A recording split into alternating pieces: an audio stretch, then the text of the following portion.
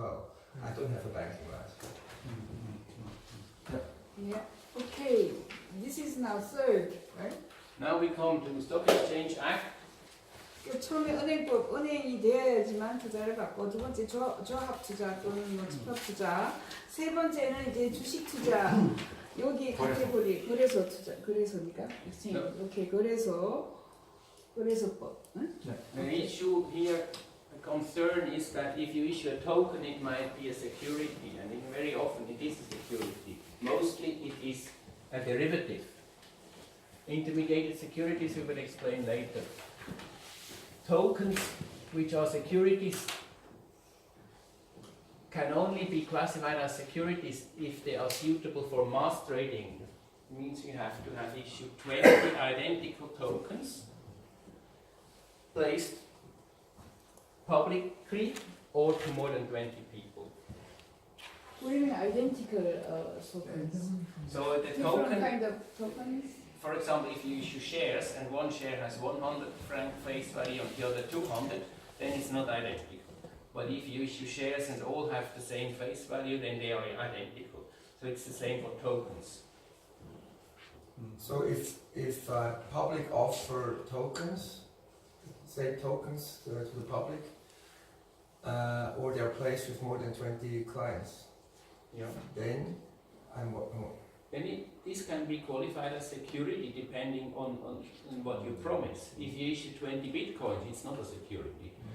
But if you issue 20 let's say for 1 million tokens, you issue tokens which promise that you get certain profit share later on. That's a security. Profit or dividend or those you consider those. And then you have to see whether you fall under one of these categories of securities dealers. And for the token issuers, the derivative house and the issuing house, the underwriters, are relevant. If you issue a derivative, so for example, you issue a token which gives you a right on a certain amount of foreign currency. This is doable. And then you need a license as a derivative house. And if you ask someone to help you to place these tokens, this third party needs a license as an underwriter. So many of the cases, if the IC or the token is categorized as a securities, Yeah. then the issuer should have the license of a security Only dealers. if it's a derivative. If you issue, for example, tokens on your own shares, you can do that freely. That's allowed. But if the token is categorized as a derivatives or intermediated securities, then they need the license. So which means like exchanges will be considered as one of the dealers, security dealers. no. Your securities dealers, How about exchanges? you ask about crypto exchanges. Yeah. We come to that. Okay. So securities, if you issue, as I just mentioned, if you issue tokens, your own tokens, you don't need a license unless it's a derivative.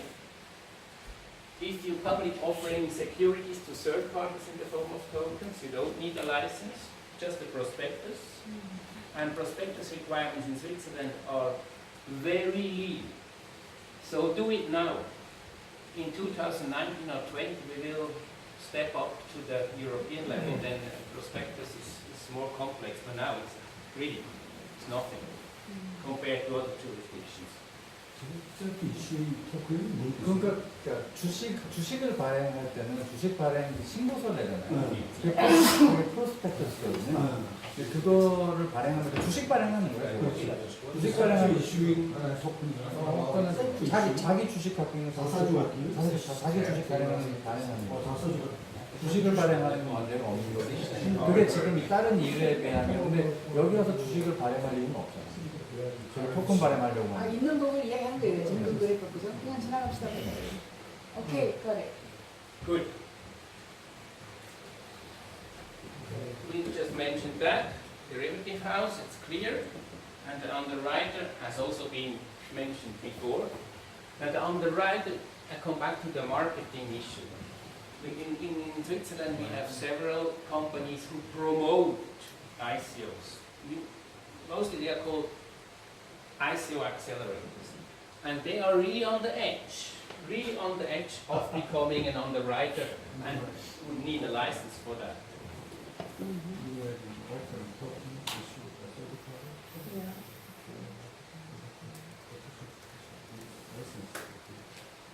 Now let's quickly jump to the trading venues. In Switzerland we have 3 types of trading venues: stock exchanges, multilateral trading facilities, organized trading facilities. It's more or less similar to the European legislation.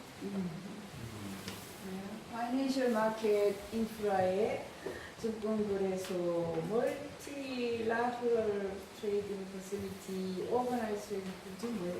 우리나라 유럽, 우리나라 없는 유럽에는 저 스탁 익스체인지는 증권거래소고 뭐 이런 것도 있다. 예? 오케이.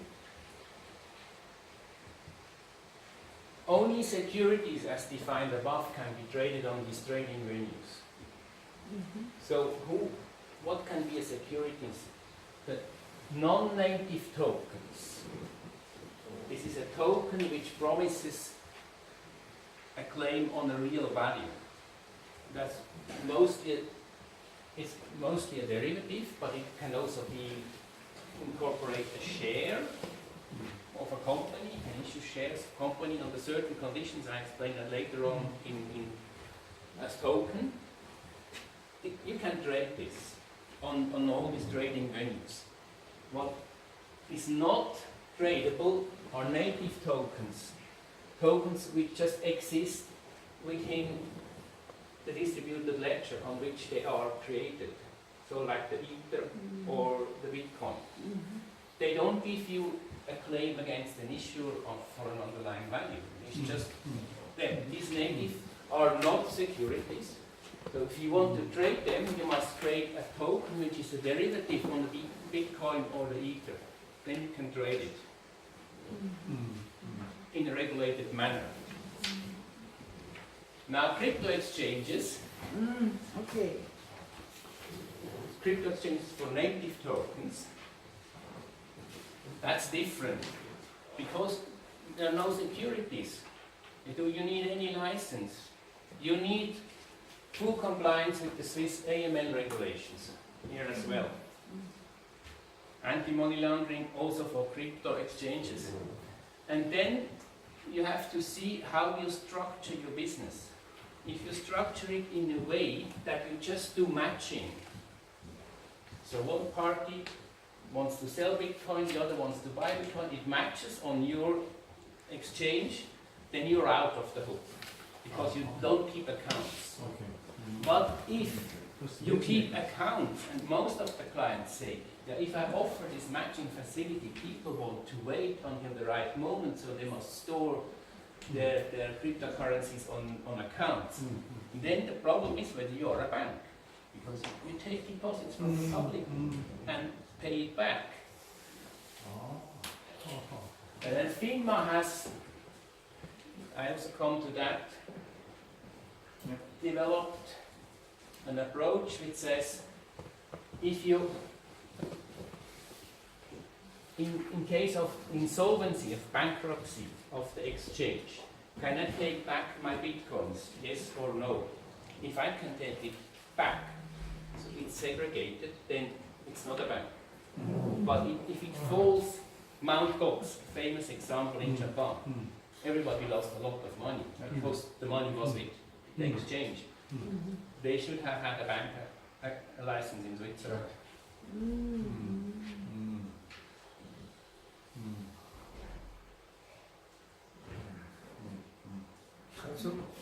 All clear. All clear. Good, good. At least if it's clear. 나는 이제 뭐 I'm not 은행법에다가 뭐 조합에다가 증권거래법 이거 무슨 걱정하지 마세요. 좀 넘어가고 파이낸셜 마켓 인프라법도 걱정하지 말고 거래소 예. 그렇지. 아니, 이게 거래소 그러니까 덱스를 해서 디센트럴라이즈 익스체인지에서 서로 매칭시켜주고 프라이빗 키를 그냥 각자 개인이 보관하고 자기 지갑 갖고 여기서 사자 팔자 내서 매칭시켜주는 덱스 형태는 뭐 아무 상관없어요. 여기서 하면 되는 거고 사실은 여기만 상관없는 게 아니라 덱스 같은 경우는 아무 나라에 세우면 되는 거니까 그렇죠. 정부가 간섭할 수가 없어요. 그렇죠. 근데 우리나라처럼 뭐 저희 한비코나 비썸이나 이런 센트럴라이즈를 해서 다 자기 어카운트 주고 지갑 주고 하는 거래소 하려면 은행 라이선스가 있어요. 왜냐하면 당연히 여기 뭐 투자자 보호법 거래소가 없는데. 그러니까 은행법을 저희도 이걸 알아봤었는데 하려고 하면 스위스 은행 라이센스를 받으면 거래소 할 수 있습니다.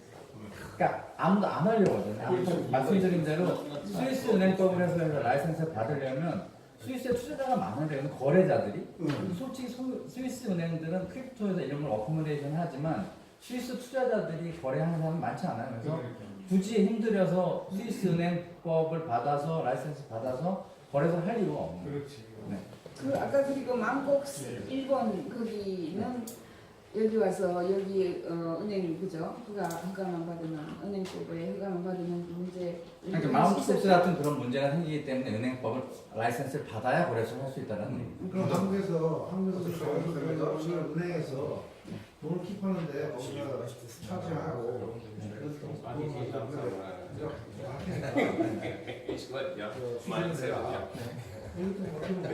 근데 맥센스 안 하죠. 왜냐면 그게 자기네들이 책임을 져주는 건 아니기 때문에 원화에 대해서는 원화가 해킹당하는 게 아니잖아요.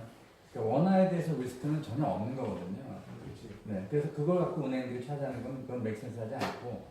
근데 뭐 지금 이런 건 맞죠. 그러니까 뭐 투자자 보호라든지 이런 거에 대해서 하는 거는 저 암호화폐를 지금 이거 킵하는데 그게 백킹 라이센스라고 여기서 그렇게 보는 거예요. 스위스에서. 그러면 수신행위를 했다고 보는 거지. 네, 수신행 했다고 보는 거예요. 네. 수신행위 없으면 매치메인 킹만은 내가 디파짓 없으니까 저는 그렇죠. 일단 디파짓해서 내가 그걸 가지고 있다가 팔았다가 하는 고객 자산을 자꾸 그러니까 저희도 사실은 금융위로 들어가면 고객 자산을 받았으니까 고객 자산을 어떻게 관리해라 이렇게 하겠죠. 그러겠지. 네. 그런 우리나라는 은행법이 아니라 여기 아까 말씀드린 대로 다른 EU들은 은행법 무슨 법이 있는데 여기는 그냥 은행법에서 대충 이렇게 빼와서 쓰는 거니까 그렇죠. 은행 라이센스 받아 이렇게 하는 거죠. 일반적인 통으로 우리나라 같으면은 거래소법 뭐 이런 걸 다 하라고 하겠죠. 그렇지. Okay, so I would suggest, because you're at half of his presentation. Oh, let's have a break. We do a break now, 15 minutes. Okay, that's Let's have a break. got a headache now. Yeah.